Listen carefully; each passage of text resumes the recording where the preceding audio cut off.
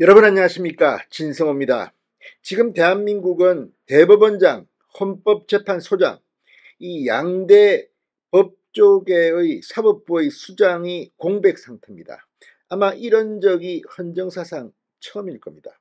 그만큼 이 민주당은 과반 의석, 압도적인 의석으로 지금 윤석열 정부의 사법부를 마비 상태로 빠뜨리고 있다는 비판도 나오고 있습니다. 일단 이균용 대법원장 후보자를 낙마시켰습니다. 자, 이렇게 되자 지금 대법원장 이 전임자인 김명수가 임명한 법원 간부들이 좌지우지하면서 지금 재판이 지연되고 이해할 수 없는 그런 판결이 나오고 있다는 비판도 나오고 있습니다. 이런 가운데 새로운 대법원장이 빨리 취임해서 김명수 전임자의 적폐, 재판 지연, 특히 문재인 정권의 실세들에 대한 재판이 질질 끌고 이해할 수 없는 이런 일들이 벌어지고 있는 데 대해서 철퇴를 가해야 한다는 말이 나오고 있습니다. 이재명 마찬가지입니다. 이재명 대표의 재판은 지금 일반 국민들하고는 비교가 안 될 만큼 질질 끌고 있습니다. 자, 이런 것들 이제 새로운 대법원장이 해결해야 합니다. 자, 오늘 조희대 대법원장 후보자가 이 인사청문회 준비단 사무실에 첫 출근하면서 기자들과 만났습니다. 역시 예상대로 품격 있는 낮은 목소리로 지금의 민주당에게 비판을 했습니다. 또 이제 재판 지연은 앞으로 벌어지지 않을 겁니다. 이재명은 총선 전에 구속될 가능성이 높아지고 있습니다. 일단 이 대장동, 백현동, 위례신도시 재판과 위증교사 재판을 따로 떼서 진행하기로 했습니다. 이런 속도라면 이번에도 이재명을 질질 끄고 봐준다면 국민들이 용납하지 않을 겁니다. 자, 이게 공직선거법 재판입니다. 6개월 내에 해야 됩니다. 그런데 지금 판사들 정말 가증스럽다는 말이 안 나올 수가 없습니다. 지금 대통령 선거 끝난 지가 언젠데 지금까지 1심 재판을 받고 있습니까? 이러니 판사들이 욕을 먹고 있는 겁니다. 진성호의 융단 폭격 시작합니다. 더불어민주당을 융단 폭격합니다. 방송에 앞서 아직 진성호 방송에 구독자가 아니신 분은 붉은색 구독 버튼 눌러주십시오. 더 좋은 방송으로 보답하겠습니다. 조희대 대법원장 후보자가 방금 전 대법원장, 헌법재판소장 등 사법부의 양대 수장이 동시에 공석인 상황에 대해서 입을 열었습니다. 헌법이 정한 원칙이기 때문에 따르는 것이 도리다. 국회에서도 이런 점을 감안하셔서 진행해 주실 거라 믿고 있다고 말했습니다.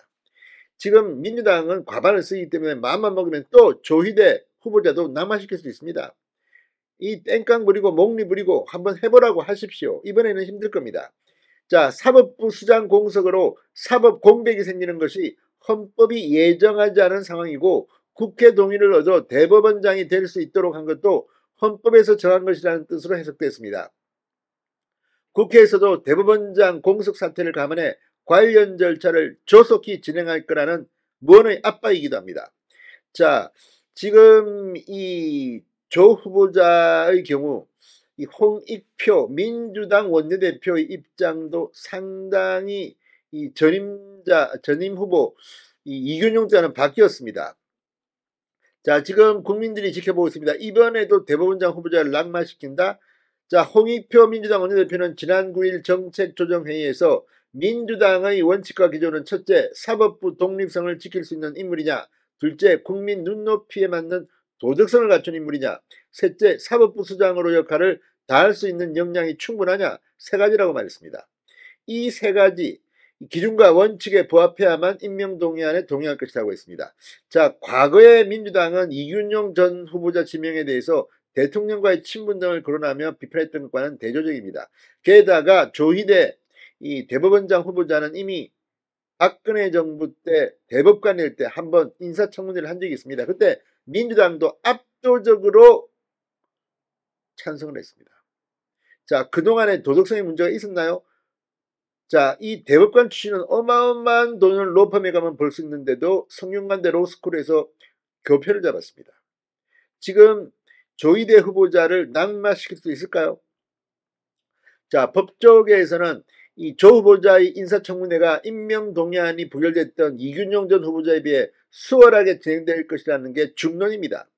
김명수, 이균용과 달리 조 후보자는 전임 대법관으로 한 차례 인사청문회를 통과한 경험이 있는 데다 대법원 퇴임 후 이 학계에 몸담아 이해충돌 소리도 적습니다. 중도 성향이 강하고 실력과 인품을 겸비했다. 원칙론자다. 물론 그동안의 판결 성향을 보면 보수 성향이 있는 것은 맞습니다. 그게 더 강점일 수도 있습니다. 자, 아무튼 지금 이재명 대표 위증교사 재판 이제 신속화해야 될 겁니다.